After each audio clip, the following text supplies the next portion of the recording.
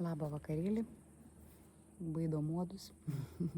Atplaukėm į tokią stebuklingai gražią salą.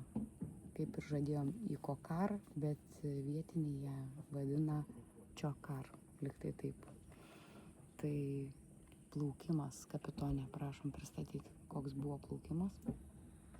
Ai, ilgas, nes kol apiplaukėm visas, prasme, avioniksas siūlė tiesiai rautis, bet ten toks nežymėts kelias, daug visokių salų, salelių, akmenų kišančių, tai nusprendėm aiškesniais keliais, kur sužymėta plaukti. Patikimesniais. Nu, tai užtrukom kem 7 jūrmylės, kol nuplaukėm. Tai atvarėm čia, žinau, 8:30, 9:30. Bet šiaip buvo labai geras oras, nei lyjo, nei kažkoks ten vėjas. Jo, oras visai fainas. Tai saulė švietė, tai už debesies pasislėpdavo, vietos gražios. Pora tokių siaurų perplaukimų buvo, kur nuo farvaterio baisu nukrypti, nes ten gylių nebėra iš karto, pusę metro metras. Klausėm, priplaukėm prie vietinių tokių, skandinavų, kiek jie vietiniai neaišku. Paklausėm, ar čia gylis normalus mūsų kyliui. Pasakėm, ten, kad 1,70 m. Tai sakė, okei, viskas gerai, plaukėt. Tai mes tada slinkom pamažiukais. Šiaip avioniksas nesiūlo plaukt, nors ant jūrlapio, kurį turiu paveldėjęs, tai normalus kelias sužymėtas, kad užtenka gylio. Tai taip neaišku, bet matėm paskui, kad didesnės jachtos plaukia, tai mes lindom. Jo. O čia į tą Kokarą, tą Karlsbė atrodo čia, ta vietovė vadinasi. Čokar. Bet tas konkretus kaimas. Ai.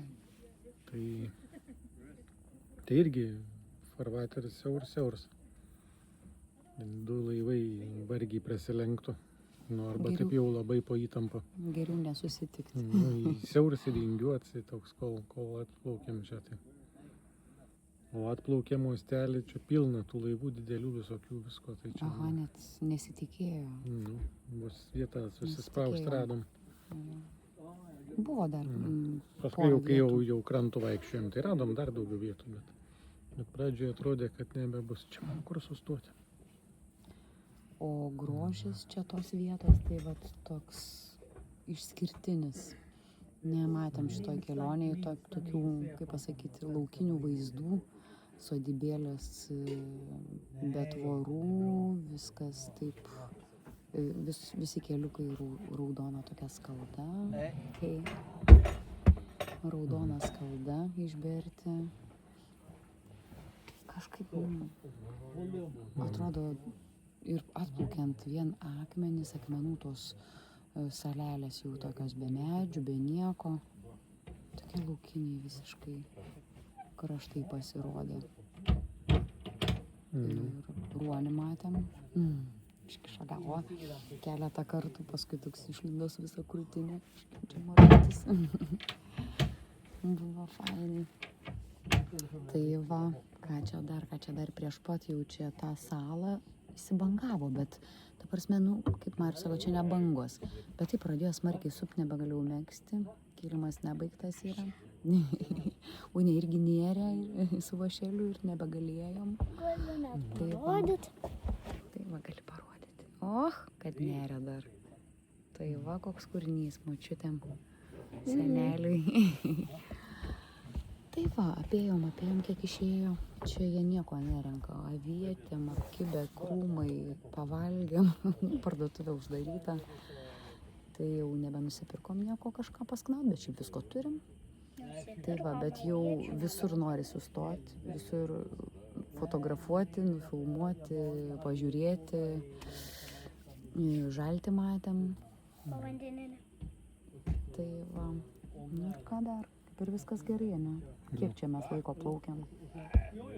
Plaukiam, 8 valandas, 9. Bet toks, sakau, nebuvo šį kartą nei šalta ir tos saulės buvo ir debesiukų truputėlį, bet nedaug. Tolumoje matėm lietų ir sakėm, kad tik nepavytų mūsų. Ir nepavijo. Tai va, tai dabar jau žodžiu atplaukėm ten, kur planavom, ramiai prisišvartavom ir žiūrėsim dabar, vat, Marius užpildys kelionės žurnalą ir skaičiuosim rytojaus, dėliosim planus, kur toliau plauksim, nežinau. Yra tokia Uto kažkokia irgi čia Alanduose, ne švedų Uto, bet Alandų Uto, tai irgi tokia. Gal iki jos ir tada bus matyti, aišku, kaip čia tos bangos. Tai jau rytoj vaistus išgersiu, nes jau matau, kad jau čia gerai nebus, nors atrodo bangų nėra, bet tas toks gilus supimas, toks Tai jau, tai va, tai linkėjimai, saldžių sapnų, iš to gražaus kampelio su raudonais nameliais, negaliu pritraukti, su pasakiškais vaizdais, nuostabia gamta. Va, linkėjimai.